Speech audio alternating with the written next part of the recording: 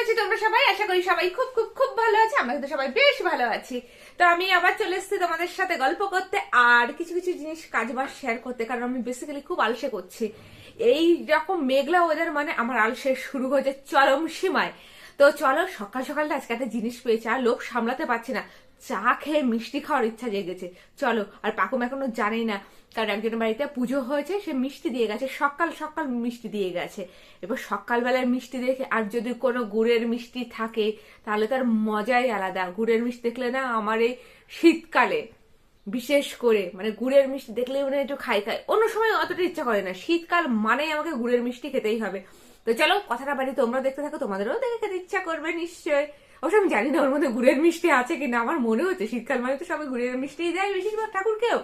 তো চলো তোমাদের তাড়াতাড়ি আয়, দেখ তোর পছন্দের মিষ্টি। এই দেখো, মিষ্টিগুলো বেশ সুন্দর দেখতে। শিগগিরি শিগগিরি শিগগিরি সন্তুলা, শিগগিরি আয়। এটা কে খাবে? আমি। তোমার পছন্দের কোন মিষ্টিটা? হ্যাঁ, পাখুম তুমি কি মিষ্টি খেতে ভালোবাসো? চকলেট। সব চকলেট মিষ্টি কিন্তু ও খেতে ভালোবাসে। এই যে, তো এই মিষ্টিগুলো দিয়ে গেছে, পুজোর মিষ্টি। এ কি মিষ্টি দেখে খুশিতেই শুয়ে পড়লো। কখন খেতে হবে? একটু পরে। একটু বাদে, কারণ ওর ব্রেকফাস্ট হয়ে গেছে তো পেটে এখন আর কি জায়গা নেই। আর ওর পেট ভর্তি থাকলেও কিছু খেতেও চায় না সচরাচর, যেটা বাচ্চারা হয়। এই দেখো অবস্থা, ছেলের অবস্থা দেখো। আর জানো এখন বেশি এরকম করে আর কি নেতি নেতি পড়ছে কেন? পড়তে বসার জন্যে, তাই না পাকু? মামা অলরেডি টেবিলে বইপত্র এই যে সব গুছিয়ে রেখে দিয়েছে। শিখে এসো পড়তে বসবে। তো ঝটপট ওকে পড়িয়ে নিই আর দেখি বাকি কি কাজ করতে পারি। এখন ঘুম পাচ্ছে? পড়তে বসার কথা শুনলে ঘুম পেয়ে যায়। দেখো বদমাইশে হাসি দেখো, পড়তে বসতে বলেছে এখন ঘুম পাচ্ছে। এক্ষুনি যদি বলি পাকুম সাইকেল চালাতে যাবে, অমনি তক্ষুনি উঠে লাফাবে, পাকুম সাইকেল চালাতে যাবি? হ্যাঁ, ঘুম পাচ্ছে পড়তে বসার। এই দেখো লেখা যেই দিয়েছি অনেকে ঘুম পেয়ে যাচ্ছে, এইভাবে শুয়ে রয়েছে। মানে ফাঁকিবাজির চড়াকুচির জন্য ভেজানো হয়ে গেছে। এই বালতিটাতে পাখুমের সব জামা কাপড় ভেজানো রয়েছে, আর এটাতে আছে কোস্তাবে সোয়েটার টোয়েটার, পাকুমের সোয়েটার টোয়েটার সব ভেজানো রয়েছে।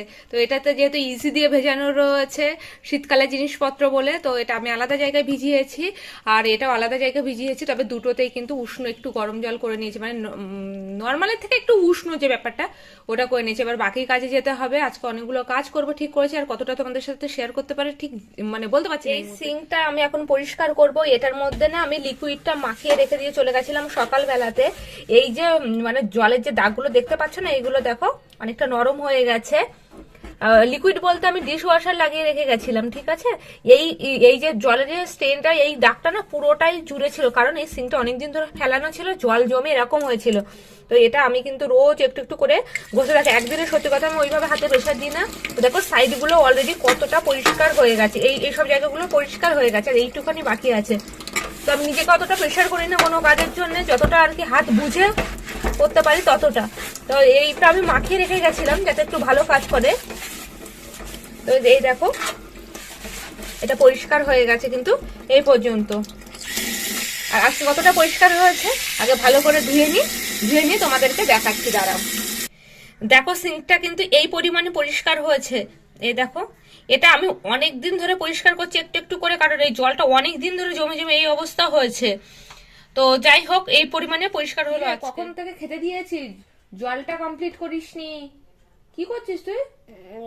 হাতে কিনে বসেছিস? ওটা আবার বের করেছিস? ওটা কিন্তু কাঁচের পাখুম। এই কোনাগুলো, এই যে কোনাগুলো, এই কোনাগুলোতে কিন্তু কেটে গেলে ইনজেকশন দিতে হবে কাঁচের জিনিসে। জল খা। আমি এরকম বাড়িতে অনেক করেছি, যেমন অনেক বড় বাড়ি করে করছি, এই বাড়িটা খেয়ে কথা বল, তোর অর্ধেক কথা বোঝা যাচ্ছে না।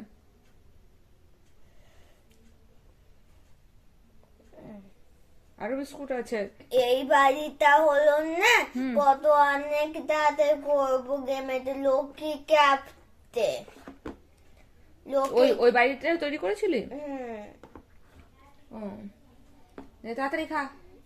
জল বিস্কুট খেতেও এতটা সময়? এটা কাছে, ওখানে আমি কাছে বাড়ি তৈরি করবো। এখন এটা নিয়ে বসে কেন? পড়তে দিয়েছি, লিখতে দেবো। এমনি বদমাইশি। আজ 2 দিন ধরে পাখুম এত অবাধ্য হচ্ছে, একটা কথা শুনছে না, ঠিক করে পড়াশোনা করছে না। অবাধ্য বলতে বদমাইশি। পড়তে বসলে নাকি ওর পটি পেয়ে যাচ্ছে, পড়তে বসলে ওর কি হচ্ছে আর কি হচ্ছে না, পড়তে বসলে ও বমি পাচ্ছে, ওর অনেক কিছু নাকি পড়তে বসলেই হচ্ছে। তো এটা হলো সন্ধ্যাবেলার রুটিন। ওকে আজকে জল বিস্কুট দিয়েছি কয়দিন আগে, মানে 2-3 দিনের বেশি হয়ে গেছে। ডিম টোস্ট খেয়েছিল, তো পেটটা ঠিকঠাক যাচ্ছে না, মানে গ্যাসটা মনে হচ্ছে পুরোপুরি ওর কিওর হচ্ছে না, যার জন্য আমি জল বিস্কুট খেতে দিয়েছি ওকে। তো এই জল বিস্কুট খেয়ে এখন পড়তে বসবে। এবার পড়ার আগে ওই একটা কাচের বাড়ি নিয়ে খেলা শুরু করলো। এত বদমাস, ওটাতে যদি হাত কেটে যায়। ওকে বারবার বলি যে ওইভাবে খেলিস না, আসলে মানে ভালোভাবে সুস্থভাবে খেললে হয়। তা তো খেলবে না, খেলবে তো সে মানে উল্টো পাল্টা ভাবে, আর আমার কেটে যাওয়ার ভীষণ ভয় লাগে। তো এবার ওকে পড়াশোনাটা করিয়ে নেব। এই দেখো বন্ধুরা, আজকে রাতের মেনু এরকম করে মটন রান্না করেছে, একটু ঝোল রেখেছে, আর আলু রয়েছে, বেশ সুন্দর দেখতে হয়েছে, জানি না খেতে কেমন হয়েছে।